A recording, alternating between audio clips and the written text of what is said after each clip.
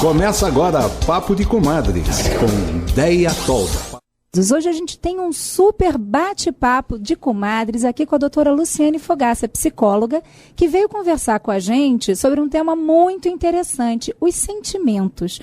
Aquilo tudo que a gente sofre, fica feliz, fica triste, tem angústia, tem nojinho. Eu estou me referindo aos sentimentos que a gente assistiu no filme Divertidamente, da Pixar. E que, por coincidência, estava eu no shopping, encontrei com a doutora Luciane, que é minha amiga Lu. Nos encontramos. Ela estava indo assistir o filme e desse nosso encontro veio a ideia, vamos falar dos sentimentos, vamos falar daquilo que nos move, nos constrange, nos impulsiona, evita que a gente passe por algum perigo. E vamos falar também disso tudo agora nesse mundo digital. E ela topou super o desafio. Então, bem-vinda, bom dia, doutora Lu. Bom dia, Deia. Que delícia estar aqui com você, prestigiando essa rádio, prestigiando esse assunto que é tão importante, faz parte do nosso dia a dia, faz parte do nosso interior em todo momento. Então é um prazer, vamos lá, vamos começar. Então vamos começar já falando do primeiro sentimento que todo mundo acha que para poder existir você tem que ser alegre. Pois é, todo mundo corre atrás da alegria, né? Mas eu trocaria a palavra alegria por bem-estar. Olha, gostei. Eu acho que é importante a gente pensar e refletir o quanto a gente se sente bem no nosso dia a dia, conosco mesmo, na relação com o companheiro, com os filhos, no fim de semana nas coisas que você desenvolve. O quanto você tem se sentindo bem, está se sentindo bem com o que você faz. A alegria, ela faz parte disso tudo, do bem-estar.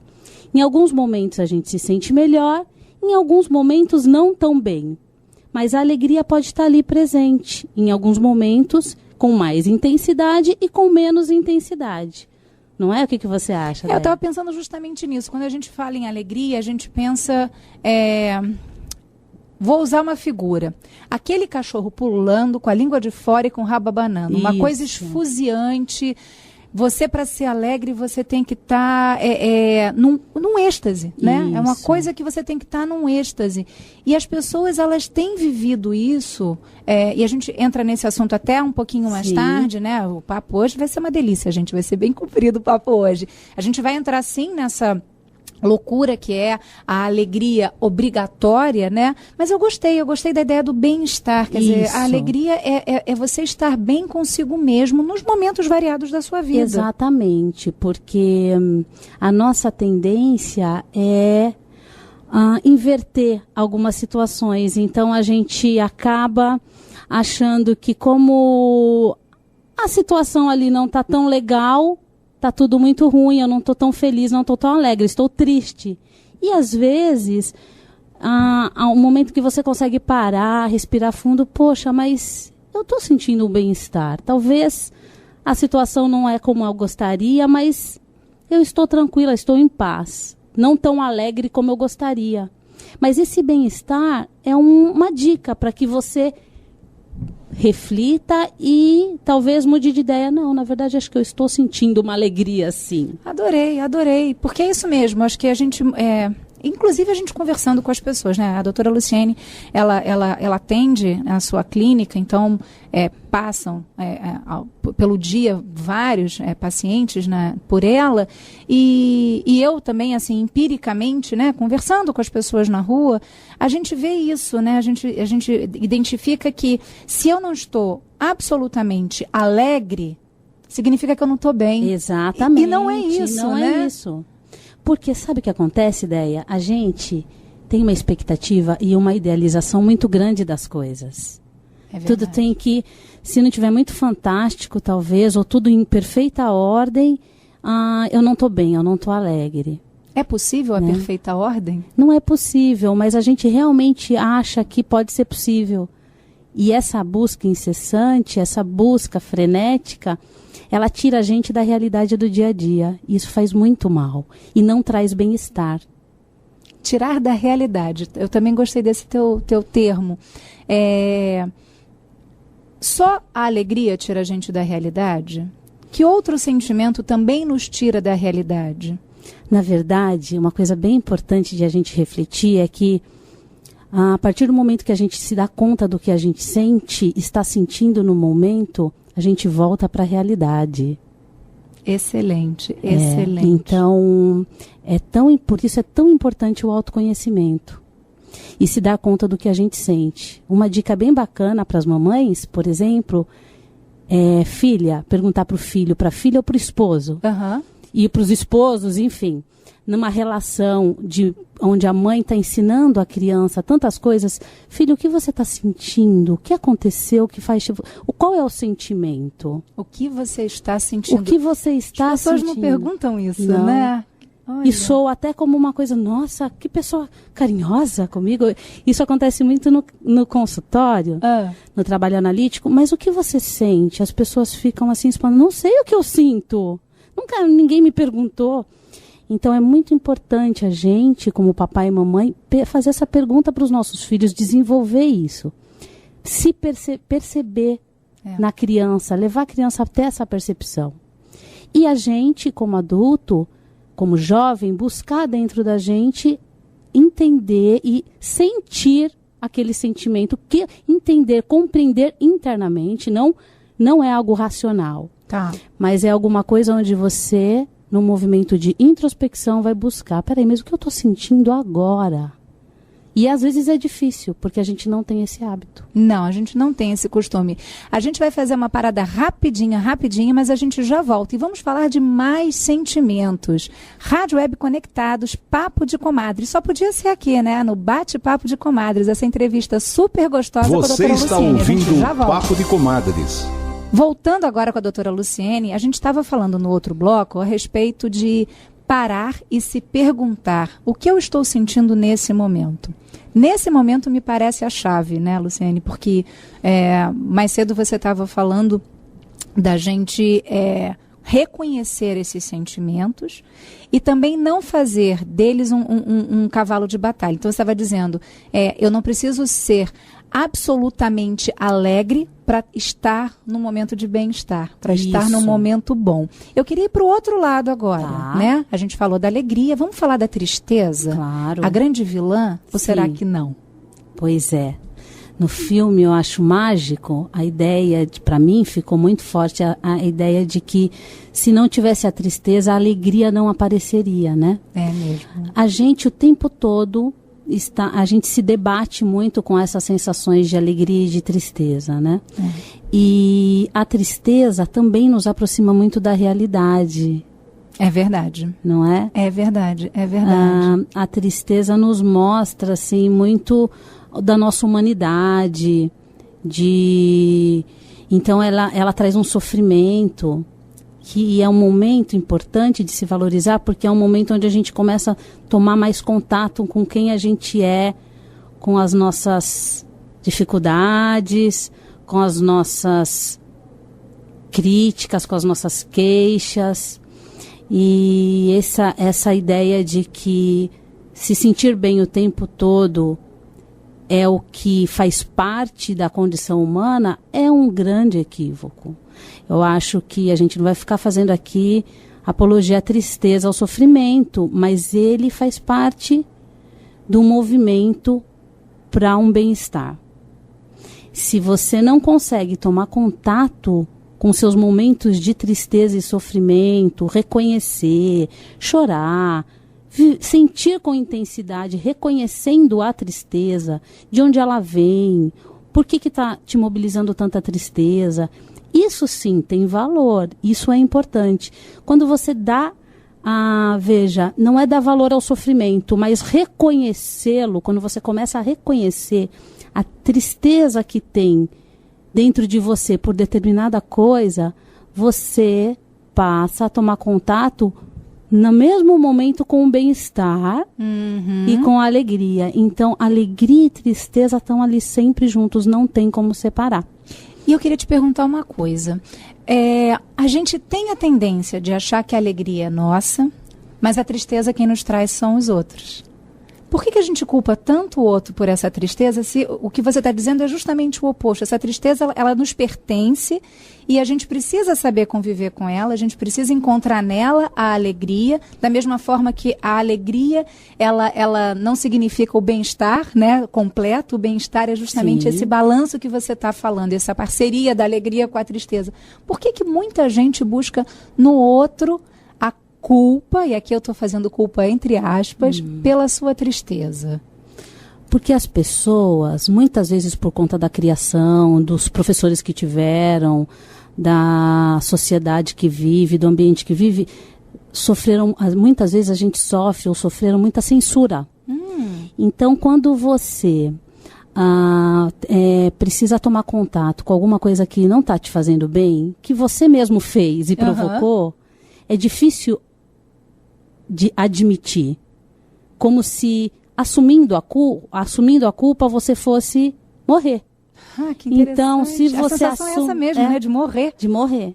Olha. E se você e é uma inversão, é um erro, é um equívoco, porque na verdade, a partir do momento que você assume, nossa, me atrasei, esqueci mesmo. Gente, estava aqui fora te esperando, o que aconteceu? Gente, eu me atrasei, me perdi no caminho, né?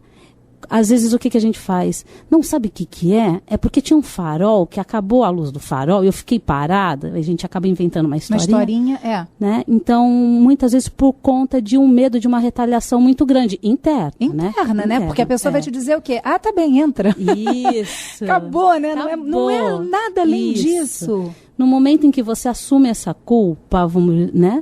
Assume a sua responsabilidade pelo que aconteceu. Claro que eu estou dando um exemplo muito simples, né? Claro, lógico. A vida tem muitas nuances, com maior ou menor intensidade, mas é possível, sim, assumir a culpa, mas na medida em que a gente é muito censurado, a gente tem uma censura, uma severidade muito grande com a gente mesmo, é difícil tomar contato com isso. Então, o que a gente faz? A gente olha é do outro, não é meu.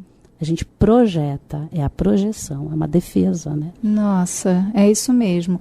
Bom, guarda aí, porque eu já gostei dessa ideia da culpa e a gente vai falar sobre isso. No próximo bloco, não sai daí de jeito nenhum. Bate-papo de comadres com a doutora Luciene. Hoje está incrível o programa. A gente já volta. É chique. A gente agora volta, a gente está conversando com a doutora Luciene, ela é psicóloga, e a gente está falando sobre os sentimentos que o filme Divertidamente, de uma forma inteligente, nos apresentou. Eu acho que nunca ficou tão claro, né? A gente vê os sentimentos e como eles operam dentro da gente. Você falou de culpa no último bloco e me fez pensar num sentimento que também apareceu no filme, que é o sentimento do medo. Por que a gente tem tanto medo do medo? Porque o que acontece, Déia, muitas vezes, né, a gente tem uma impressão de que superar alguma dificuldade pode te destruir em algum sentido. Internamente, ou acontecer alguma coisa com o filho. Tá. Então, superar o medo exige da gente a reflexão, organizar as ideias, para poder enfrentar, para poder superar aquela situação. Tudo isso dá um pouco de trabalho. Dá muito trabalho, né? Então, a gente, em muitas situações na nossa vida interior, a gente usa um mecanismo de defesa que é o medo, para não progredir e superar algum obstáculo. Entendi. E aí a gente fica com medo de repente, fazer alguma coisa e não dar certo. E como é que a gente lida com isso? Porque o medo é interessante, porque a gente tem, né? Eu e a doutora Luciene, a gente tem filhos adolescentes. E na adolescência, me parece que isso explode. Porque quando eles são pequenos, o nosso medo como mães é que eles não têm medo. Eles são destemidos, né? Eles se arriscam, eles se jogam. A gente fica correndo atrás e cata do sofá, e cata do meio fio, né? Querem andar ali no meio do fio, como se fossem malabaristas. Mas à medida que eles vão ficando mais velhos, e aí até me lembro que no filme termina com ela chegando na adolescência, né? Começa a existir o medo O medo da rejeição, o medo de não ser aceito pelo grupo, o medo de que as minhas notas não são suficientes, ou o medo de que minhas notas são tão boas que ninguém vai gostar de mim da escola. Então, são medos da adolescência. Como é que a gente lida com isso na adolescência para não carregar isso para a vida adulta? Porque eu sei que nós adultos também temos um monte de medos, né? Acho que a primeira dica é os pais tomarem cuidado com esse medo, de que ele não vai conta de superar esses medos. Né? Ai, que angústia. Eu acho que esse é um ponto importante, porque, na verdade, o adolescente, ele carrega com ele, acho que nesse período, uma descoberta de muitos sentimentos. Que antes ele não se dava conta. Antes ele era muito mais de reagir a alguma coisa ou com muita alegria, muita tristeza, os pais ali dando conta das situações. O adolescente, ele já começa a enfrentar algumas coisas durante o seu dia sozinho, né? Uhum. Não tem tanta intervenção ali dos pais. Pelo menos a gente espera que não tenha, e é saudável que não tenha. Então ele passa a ter que dar conta com situações onde ele não sentia algumas sensações que ele passa a ter que sentir.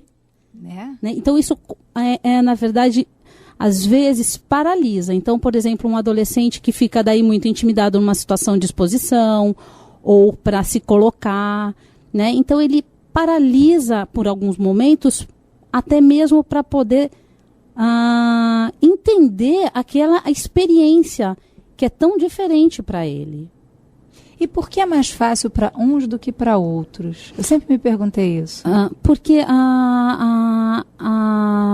nós temos as nossas particularidades, né? Então, às vezes filhos criados juntos, quase na mesma idade, são tão diferentes de temperamento. Existem várias teorias, os autores explicam várias coisas, mas eu acho que o que é mais importante e relevante é entender que nós somos diferentes e lemos o mundo de forma diferente. A gente ouve, a gente estuda e a gente lê que tem muita influência da família. O momento do nascimento é um momento importante onde ficam algumas marcas. O momento do nascimento O momento mesmo? do nascimento. Ao decorrer da primeira infância, né? Muitas marcas. Então, você acaba se tornando mais parecido com um ou com o outro, no caso dos pais. Uhum. Tem uma série de questões. E quando é que a gente precisa observar, e aí eu vou extrapolar a adolescência e vou levar para a vida adulta, quando é que na vida adulta a gente tem que perceber quando precisa pedir ajuda, quando o medo está paralisando, além do que é o normal? Porque eu também sei que existe um outro lado, né, em que é muito bom ter o medo. Ele te impede de fazer coisas que podem te machucar, com as quais você pode sofrer, você correr riscos. Então, isso também é um lado bom do medo. Sim. Quais são os sinais para que uma pessoa, e aí não estou falando mais de adolescente, uma pessoa na vida adulta, se dê conta de que, nossa, isso não está bacana, eu preciso procurar ajuda? É isso que a gente tem falado da paralisação. Então, eu não consigo, vamos dar um exemplo simples, né? Não consigo sair para trabalhar, porque eu tenho medo de ser assaltada. Isso é a síndrome do pânico? Ou não necessariamente? Pode ser uma crise de ansiedade, provavelmente. Né? Então, esse é um exemplo muito simples, mas não consigo me relacionar, eu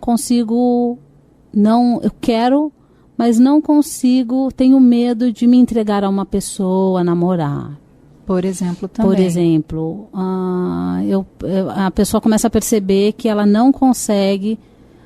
Tem situações onde ela poderia já ter um parceiro, o rapaz gostou, a pessoa gostou, a mulher, e não consegue, né? Você começa a se dar conta de que tem uma paralisação nessa área da sua vida. Uma paralisação. Não consegue desenvolver alguma coisa, nem começar. A palavra-chave é paralisação. Isso, então preste atenção. Se tem alguma situação que te paralisa para fazer coisas, seja no dia a dia, né? Uma viagem, fazer planos para uma viagem, você não consegue, você tem muito medo. Eu tenho medo de Coisas até fantasiosas, por exemplo. Eu tenho medo porque o avião vai cair. Eu tenho medo porque minha mala não vai chegar. E até uma situação que a pessoa não consegue fazer um planejamento financeiro, por exemplo, para fazer uma viagem ou comprar uma casa ou partir para um casamento. Olha que interessante. E a pessoa, ela tem um medo, né? Ela acha que realmente ela não é capaz. Às vezes as pessoas não se dão conta de que é por conta de um medo que paralisa. Olha que interessante.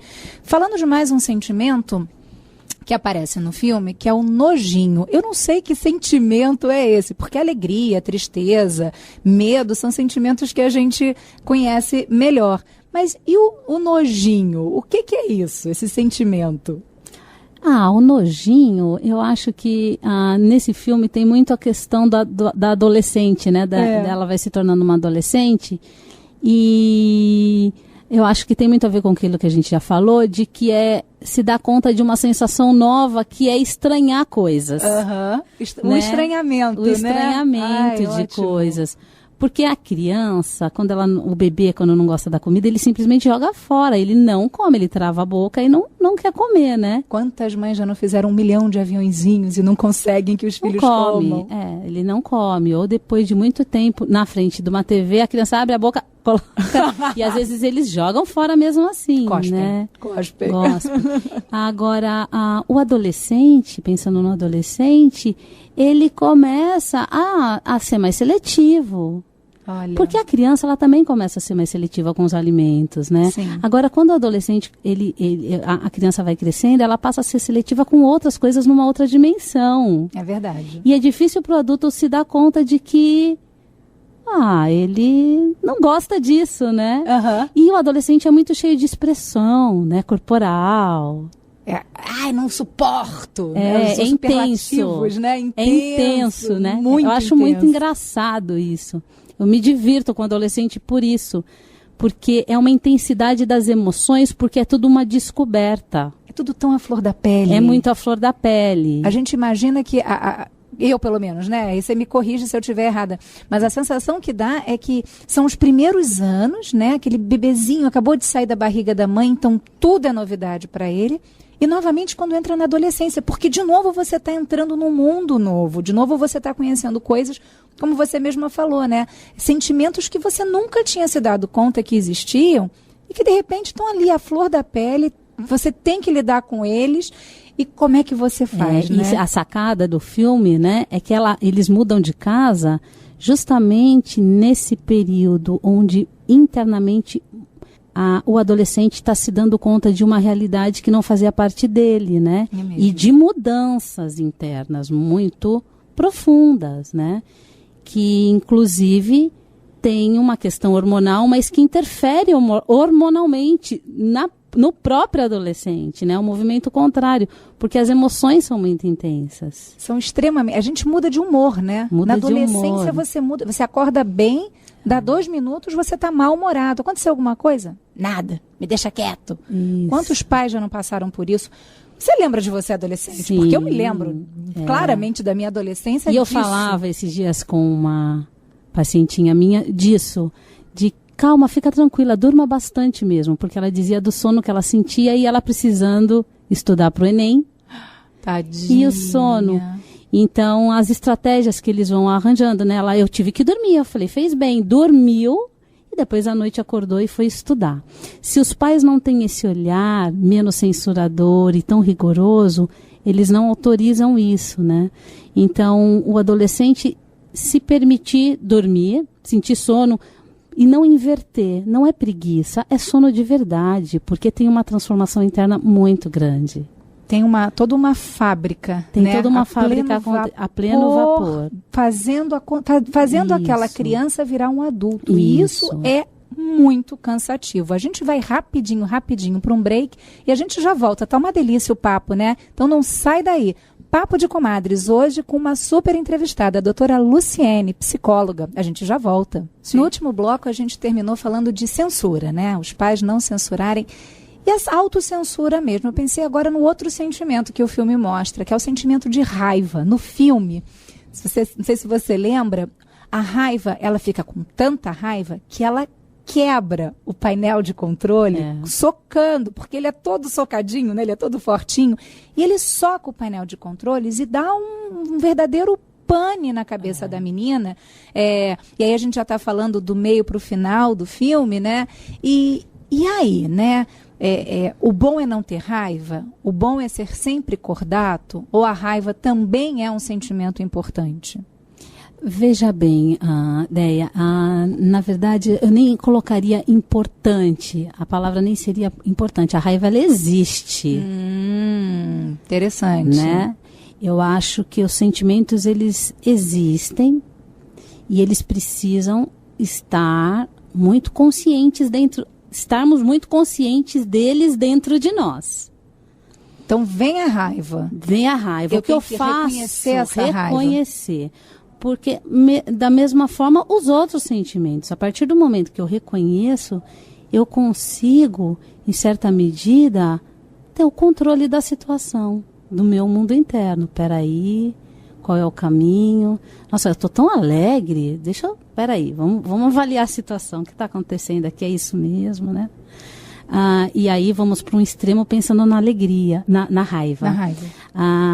O que está me deixando com tanta raiva? Né? O que está me mostrando? O que está mexendo comigo internamente? Eu não me sinto bem com esse sentimento. Por que eu estou tão mobilizada a ponto de sentir raiva? Por isso que é tão importante se dar conta de qual é o sentimento. Que é o que a gente falava no começo do programa. Você reconhecer o que você está sentindo agora. Isso, porque aí é claro que os sentimentos eles são muito importantes porque eles mostram como nós nos sentimos, estamos no sentido diante das situações do dia a dia, do nosso mundo interior. Eu achei interessante porque a gente começou falando da importância do bem-estar. Isso. Não em favor de um sentimento sozinho, mas em favor do seu mundo interno. Me lembrou aquela sequência do filme onde todas aquelas memórias de apoio dela, eu não me lembro o nome que o filme dava, mas eram as memórias base. Memórias base. Todas as memórias base dela são destruídas. E aí a gente conversava mais cedo, eu e a doutora Luciane, antes da gente entrar aqui no ar, sobre esse momento em que você perde o chão. Porque você perde o chão, né? Quando as suas memórias base já não te seguram. E aí? Como é que você constrói esse teu novo entendimento de quem você é, do que você sente, como você estava falando agora, do seu bem-estar, que é o teu mundo interno? O tempo todo, é que a gente não se dá conta, mas a gente se desconstrói e se constrói novamente. Olha que lindo. Mas o problema é tomar contato com isso. Porque não deve ser fácil. Quer dizer, não deve não, eu estou falando por mim, não é fácil. Não é. Por isso que os sentimentos dentro da gente o tempo todo estão ali, a todo vapor, atuando. Né? Uma hora é um botãozinho que aperta, outra hora é outro. O tempo todo a gente está lidando com situações onde nós temos internamente reações que são muito particulares para cada um de nós, né? Então, um momento no filme, é como se ela estivesse esquecendo de tudo que ela viveu. A sensação que dá é que ela vai ficando vazia, né? Ela vai se esvaziando. Ela vai se esvaziando. Então, a nossa história, ela é muito importante para nós. Muito. Né? É muito importante nós valorizarmos a nossa história, gostarmos de quem nós somos, valorizarmos o que a gente viveu, tanto nos momentos bons, ruins, de fracasso, de vitória, de ter feito coisas que não eram para ter feito, o que eu consegui superar disso tudo, né? Então, à medida em que você passa a ficar mais alienado, não tão voltado para o que eu estou sentindo, para quem eu sou, você sai um pouco da realidade, você vai esquecendo sua história, quem você é. Isso não pode ser benéfico de jeito nenhum. Isso te tira da realidade. Então você não consegue ver, não se dá conta das suas próprias coisas, da sua história de vida, você vai esquecendo. Então por isso que é tão importante a gente sempre retornar para as nossas raízes, de onde a gente veio, quem nós somos, porque tudo isso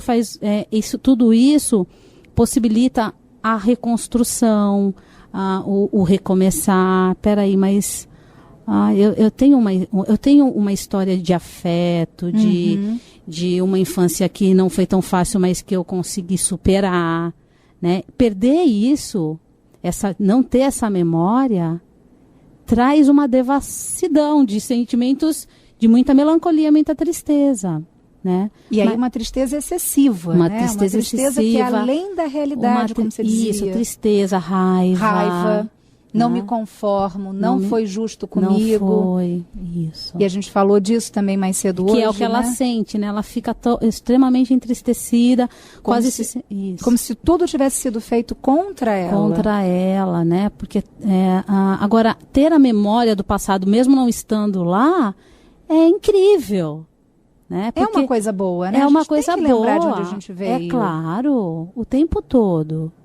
Eu acho interessante também, algumas vezes a gente vê adultos que passam por algum momento assim de conflito interno, a gente não sabe nem bem apontar o que é, e começam a cortar os vínculos no presente. Amigos que param de procurar, festas que deixam de ir, vão se isolando também no presente e não conhecendo o que a pessoa está passando, né? Eu fico me imaginando se esse isolamento da vida real já não é um reflexo de um corte interno. Sim, mas você está falando aí, o que a gente está, né? O que você está trazendo é uma questão da relação das relações sociais. É muito importante. E no filme, ela tem essa questão, ela sente muito a perda do referencial das suas relações sociais, né, na cidade onde ela morava, na escola, nas amiguinhas e tudo mais. Isso é muito importante. Então, quando você deixa de ter essa experiência de se relacionar com pessoas, você sofre uma ruptura um pouco traumática, uma mudança repentina, tudo isso te afeta muito, porque nós somos seres relacionais, a gente precisa. A gente precisa do outro, isso é um reflexo, sim, do nosso mundo interior. Essa dificuldade de se relacionar é muito um reflexo, provavelmente, baixa estima, né? Não entender o momento que está vivendo. Eu acho que as pessoas, é claro, tem pessoas que precisam mais da relação social, de estar com outro, de interagir, outras menos. Mas nós precisamos, sim, o tempo todo ter alguém. O tempo todo não, mas precisamos de alguém, sim. Não é muito difícil passarmos uma vida sozinhos. Sem interação, sem vínculos, E o que eu acho muito importante das amizades, e no filme a gente vê bem claro como ela sente falta dos amigos da escola, é que muitas vezes você até se desliga dos teus medos, das tuas alegrias excessivas, dos teus anseios em prol do outro. É um olhar compassivo, né? Um olhar de compaixão pelo outro. E isso é impossível se você não tem um outro na sua vida, né? Assim, e aí eu não estou falando nem de relacionamento homem-mulher, relacionamento afetivo desse jeito. Estou falando das amizades. Sim. Como é importante...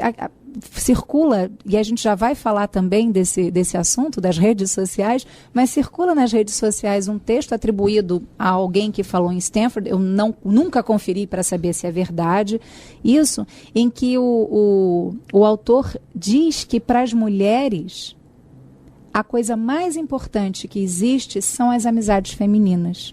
Olha só. Que isso faz bem para o coração, faz bem para a autoestima. Sim, faz muito sentido. Isso prolonga a nossa vida. Mas sem dúvida. Não é? Porque você consegue imaginar a sua vida sem suas... Eu não consigo imaginar minha vida sem as minhas amigas. Sim, é verdade, é isso mesmo. Essa é uma das coisas que traz o sentido, né? Para a vida. A relação. A interação. O estar junto. A gente vai rapidinho de novo para um break e a gente já volta. Nosso último bloco. Tá muito bom o papo. Eu não queria que fosse o último bloco, mas enfim, né? O programa só tem 1h30. Daqui a pouquinho a gente volta. Estamos conversando com a doutora Luciane Fogaça, psicóloga. Estamos destrinchando os sentimentos e as ideias por trás do filme Divertidamente. Não sai daí não, a gente já volta. A gente está conversando com a doutora Luciane, psicóloga. Estamos falando dos sentimentos. E no último bloco a gente falava sobre relacionamento, sobre a importância da gente se relacionar. A doutora Luciane até disse, não é que tem que ser o tempo todo. A gente não está ligado o tempo todo, até porque tem momentos em que você precisa olhar para dentro. A gente conversava sobre o seu bem-estar, sobre você reconhecer os seus sentimentos. E é claro que é inevitável a gente falar das redes sociais, nas quais nós estamos ligados 24 horas por dia, nos 7 dias da semana. É verdade. E todo mundo é feliz. Você já reparou, doutora Luciane? É verdade. Na verdade, a gente fica emocionalmente envolvido, né? Não tem a relação presencial, mas tem uma relação digital. Não é? Quase tão forte quanto a presencial. Isso. E por isso ela também tem o seu valor, né? A gente não pode achar que de tudo ruim, mas é claro que sempre os extremos, eles fazem muito mal, né? Acho que não se conectar hoje, você fica bem distante de uma realidade que faz parte, né, da nossa realidade. Do mundo hoje do século XXI. Mas o oposto também é uma verdade, onde você fica colocando na rede social quase que uma expectativa de uma vida que você gostaria de ter. Então você coloca a sua foto feliz, mesmo você não estando, mas projetando ali uma necessidade de ser reconhecido como feliz ou como estando bem, né? A gente vê perfis em que... E aí, Facebook, Instagram, Snapchat e o que mais inventarem, né? Twitter. De pessoas que postam quase que diariamente uma selfie. Sim. Né? Essa grande descoberta da selfie, que é você tirar a sua própria fotografia. E eu fico me perguntando... Por que os outros precisam ver a sua cara todo dia? E você está falando quase uma necessidade de estar conectado, que os outros percebam que eu tô vivo. Como é que a gente consegue explicar um pouquinho esse fenômeno da selfie? Que ninguém tira foto de selfie chorando, arrasado, né? Acabei de brigar com meu melhor amigo, acabei de brigar com meu namorado. Não, tá todo mundo rindo, feliz, arrumado. Como é que é esse fenômeno? Eu acho, Déia, que tem uma coisa também de uma moda, né? Uhum. Então, acho que tem isso também de... Os adultos também, né? Eu ia falar dos adolescentes. Não, eu estou falando de adulto. Adolescente até já cansou disso. Eu acho que fica tão conectado que não se mostrar presente começa a fazer falta. Então, ela tira a foto para mostrar que ela tá presente em algum lugar, em algum momento. Mas eu pertenço a esse mundo. É totalmente pessoal. É interna. Totalmente. Não é uma falta agora que é alimentada pela curtida do outro, né? Então você se sente presente pro outro quando ele curte. É bem importante a gente pensar sobre isso, né? O quanto você tem expectativa de ser olhado por alguém. E isso vai me trazer a felicidade? Na verdade, isso traz uma sensação de que alguém está te dando uma atenção. Eu tenho essa impressão. Né? Então, eu tiro a foto, eu mostro quem eu sou, como eu sou, o outro vê, ele curte. Eu acho que tem muito a ver com o vazio, né? Eu acho que tem a ver com o que você começou o programa falando, que é esse bem-estar e esse mundo interno. A gente começa a trazer para o externo esse bem-estar que pertence dentro de mim, esse bem-estar que eu tenho que buscar dentro de mim. Então, as curtidas, os comentários alimentam essa imagem que eu tenho de que eu sou querido, de que eu sou apreciado, de que eu sou importante. Eu acho que isso não deixa de acontecer, né? Mas o problema é quando isso te paralisa para fazer coisas, né? Então, assim, fui lá em tal passeio, quis tirar uma selfie para mostrar onde eu tô, para os meus familiares. Bacana, né? Lógico, legal e tal. isso. Só que passa 2 minutos, você realmente se sente incomodado de não ter tirado uma outra foto, percebe? Ou ficar acompanhando quem já viu a foto que você postou e que isso curtiu. Entra no movimento que envolve aquela questão de se viciar nisso, isso se tornar um hábito, né? Que daí vai para esse caminho também de um vício dessa situação, dessas sensações. Então, eu tiro a foto, o outro curte, aí o outro fala, você fica nessa relação virtual e pouco presencial. Então, você até está num lugar bacana, mas você está interagindo ali numa outra situação. Num outro plano, Num né? outro plano, quase que um pouco alienado, né? Que é o que a gente se pergunta, né? O quanto nos alienamos. Eu sou super adepta de usar o computador, de usar a internet. Eu acho que abriu caminhos que a gente não imaginava, que sequer existiam. E a preocupação é essa, o quanto a gente depende do outro para sentir o que a gente sente, né? Quer dizer, o meu sentimento só é verdadeiro se é validado pelo outro. Também isso, se é validado pelo outro, se os outros estão me percebendo, estão me vendo, né? Então, é quando a gente fala de que é tão importante se relacionar, tudo isso faz parte, mas tudo com medidas, né? O problema são os extremos, eu acho que a gente está falando uma situação aqui dos extremos, né? Exatamente, a gente está ilustrando aqui... onde estão as armadilhas do exagero? Isso. Né? Quer dizer, é bacana, você está se relacionando, parou por aí, uma maravilha. Quando você extrapola isso, o quanto você pode estar se machucando, o quanto você pode estar se alienando, o quanto você pode estar se isolando. E... se paralisando para fazer outras coisas, né?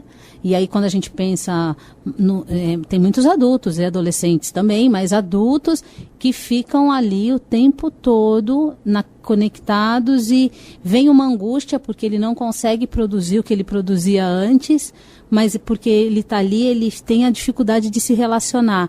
Por exemplo, com aquela situação virtual, seja um Facebook, enfim, uma outra coisa, ele não consegue, começa a ficar difícil para ele administrar as coisas que ele tem que dar conta, o que ele gostaria de fazer, com aquela situação que pluga ele tem uma dificuldade de se desligar daquilo. Aí a gente começa a ficar preocupado mesmo, pensar numa patologia. Exatamente. Ai, acabou. Que pena, que pena, foi uma delícia. Obrigada pela visita, pelo papo. Quando precisar, estamos à disposição. A casa é sua. Obrigada, Déia. A casa é sua. Eu tenho certeza que teremos muitos outros assuntos ainda para falar. E para você, está ouvindo a gente, tem alguma dúvida, tem alguma pergunta? Passa uma mensagem para a gente, você sabe o nosso WhatsApp, manda um WhatsApp para a gente. Você também pode falar com a gente através da nossa página do Facebook, facebook.com/programa papodecomadres.com. Manda uma mensagenzinha, pode mandar inbox. Doutora Luciene, eu tenho uma dúvida. A gente encaminha para a doutora Luciene. Sim. Né, doutora Luciene? Claro, estou à disposição. E o papo te manda de volta, te conecta com ela. Vamos nos perceber, vamos nos olhar, e eu adorei a dica. É uma dica que a gente tem que levar para a vida. O que eu estou sentindo agora? Isso. Eu agora estou sentindo muita gratidão por você estar aqui. E o meu sentimento é de total acolhimento. Ai, que delícia. Que bom, muito bom. Gente, é isso. Próxima semana, Papo de Comadres. Vamos ver com quem nós vamos conversar, o que a gente vai fazer. Eu sei que hoje... eu falei de todos os meus sentimentos. Um beijo, tchau. Tchau, tchau.